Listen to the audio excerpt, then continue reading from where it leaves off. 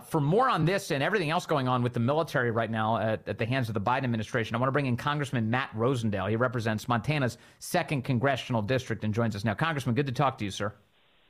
Vince, good to be on with you. How much advance notice was Congress given that thousands of reserve troops were being called up to go to Europe? Zero. We started getting text information last night while we were coming off of the floor, so like at midnight, that's when I first started getting information that there was going to be additional troops, reservists sent over to Europe to help. Exactly what are they going to do? They're going to help demonstrate that NATO is a unified force. I'm very concerned, Vince, as you know, have been talking about this since February 23rd of 22, when Russia first invaded Ukraine. Actually, yes. The record will reflect that I started talking about it about a month before that. We could see what was on the horizon, and I don't like to see an expansion of this conflict. We passed the NDAA, the National Defense Authorization Act, this morning, after we had a great process this week. Yes. But one of the amendments that we tried to place on there was to simply require the administration to develop and deliver a plan or a mission statement on what in the world they're trying to accomplish in Ukraine. And we could not even get the amendment placed on the National Defense Authorization Act to submit a plan to us, not on the back of a napkin, not on the back of an 8.5 by 11, a plan, a mission statement. Tell us what their goals are. We could not even get that inserted into the National Defense Act, and that is a problem. Well, how is he allowed to do this? So Congress not consulted, no authorization for use of military force. He's just calling up thousands upon thousands of troops and sending them into Europe now. And you don't know why? He hasn't told you? No, he has not. And as long as, here's my understanding. I don't serve on HASC. I don't serve on Homeland Security. But it's my understanding that as long as they are not having these troops engage in any active conflict, then he's able to do that. They can continue to call these exercises with the other NATO allies, the ones that are currently members of NATO, and they can just sort of keep them there together going through these exercises. Mm-hmm. All right. So it does, though, Vince, as you well know, what it does do every time that we continue to have more people in the area, the likelihood that something bad happens increases dramatically. In other words, you are concerned that Biden just brought us a step closer to World War III. I am concerned with every action that he has taken to either send additional weapons, money, or troops into that area, that it takes us a step closer to a major global conflict. And I do not like it one bit. So you're in Congress. When you talk to people about Ukraine, what do they say the end state is? What's the end goal? Does anyone ever talk about what, like this? We know we have succeeded, and we can say stop committing new resources there because it's over. When is that point? In Washington, you won't get that time frame. They say whatever it takes. That's For the what, three though? words. That whatever it takes, Vince, and they don't, because we don't have a plan, we don't have a mission statement, we don't have the definition of whatever. Okay, it takes. But I will tell you this: when I go around Montana and I talk to the people across the state, they say whatever it takes as well to bring them home. Whatever it takes to get our soldiers home, whatever it takes to keep us from sending billions of dollars to Ukraine without a good goal, without a definition of with what we were supposed to be doing. And then to add insult to injury, one of the additional amendments that we tried passing was to keep the United States from taking their old, outdated cluster bombs and sending them to Ukraine. I started asking questions today. Why is it that we could not get the amendment passed to keep from sending these cluster bombs, when it's my understanding that all they're doing, the military is doing, is trying to find some place to dispose of them. And the fields, the wheat fields of Ukraine, is the best location we have found. Vince, it's insane. What is going on over there is insane. I'm pleased with the NDAA.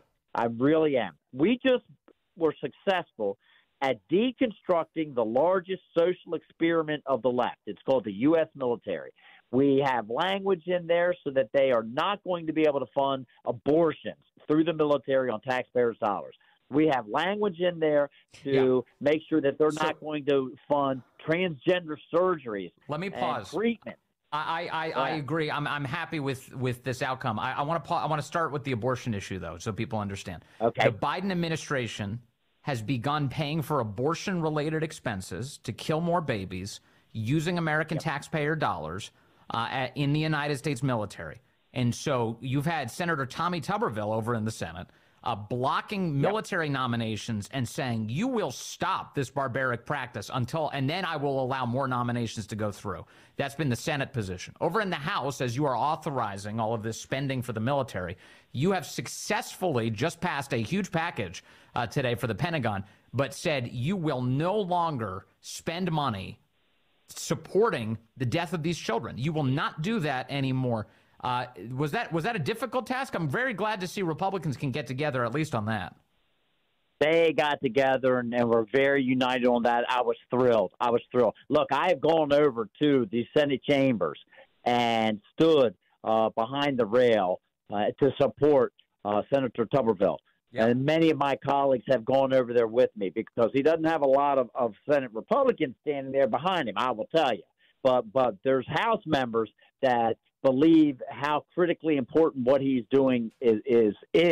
And so to see this amendment placed on the National Defense Act, again, is really, really – it gives you some hope, Vance. I'll tell you, when you're in here every day struggling through this stuff, to see the Republicans came together and said, you know something, we put life first. And I'm telling you, the left has been using the military as a social experiment, and we did. We pulled the funding out for that. And you've also pulled the funding for, at least for now, in the House version, which just passed today, thank goodness. You also pulled the funding for cosmetic genital surgeries, castrations, hormone treatments, unnecessary hormone treatments. This is all of this funding stripped out, and why is the Biden administration fighting you on this? They like to have the social experiment, I guess. We pulled all that out. We pulled out the funding for diversity, equity, inclusion, DEI programs. I'm telling you, we have removed the money that's going to be spent on the National Defense Act now is actually going to be utilized to make sure that we have the most lethal, effective fighting force on earth. And that's what I want. Yes. And when you say lethal, you mean for America's enemies, not America's children. That's what it should be dedicated to. So what's going to happen in the Senate? All the media coverage I'm seeing today is making it seem like this is just crazy. This is a far right NDAA. What's going to happen in the Senate? It'll be interesting to see. We know that the Republicans are in the minority. We know that even with the members that they have, we still could use some stiffening up, if you will, over on the Senate side. And everybody's continuing to look at ways that we can improve that situation. Mm-hmm. Mm-hmm. And here's Tommy Tuberville fighting the good fight over there, stopping all of these nominations until the killing ends. What is, I saw Biden earlier. Vince, that's why it's so important. So when someone like Tommy Tuberville stands up and says that I am not going to allow this, that we go over and give him support. Yeah, amen. And do you think Republicans are supporting him, or are they being squeamish? I think you've got a lot of squeamish actors over there. Yeah, like they're keeping their distance. And why? In other words, like, why am I just seeing his name in the news so much and not every other Republican senator? Exactly. That's my point. That is exactly my point. That's why we get together and we go over there and let Senator Tuberville know that he is not alone. Do you think McConnell supports Tuberville?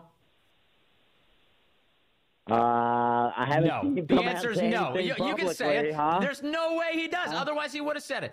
He would be in front of a microphone right now saying it. He doesn't. He wants to get this over with.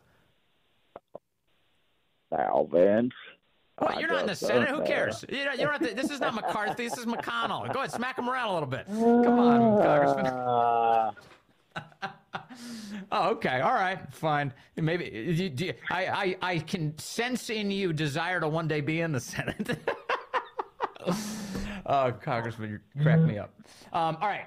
So finally, on this issue, do you think you prevail over Joe Biden here? Because Biden said this week that he's not even interested in getting on the phone with Tommy Tuberville. They want to, remember, he's a great Catholic. He's pushing abortion hard. How do you think this ends? Yeah. Look, he changes his story every day. It depends on what his prompters or puppeteers are telling him. It just depends on what they need to accomplish on that given day. President Biden has already shown that just because he makes a statement and says, I'm not doing, this or that it just depends on where the negotiation and where the transaction, if you will, goes on the following day and what they're trying to accomplish. And they're going to count votes over there. And guess what? What they're also watching is how are the districts looking that these people are running for reelection. Look, there's at least 3 extremely vulnerable senators over there that are up for reelection. Happens to be one from the state of Montana. It happens John to be. Tester. Yes, happens that's true. Happens to be number 2 is Joe Manchin from West Virginia. Number 3 is Sherrod Brown. Everybody knows that, and so they're over there. They're counting noses for every single vote. It's very unfortunate that people look at their next election instead of the next generation before they cast their vote. Okay, then, Congressman, just because you brought it up, it made me think of it, so I have to ask, are you any closer to making a decision about a Senate run? Look, I've been very clear, okay? John Tester does not represent the people of Montana, and he will be replaced.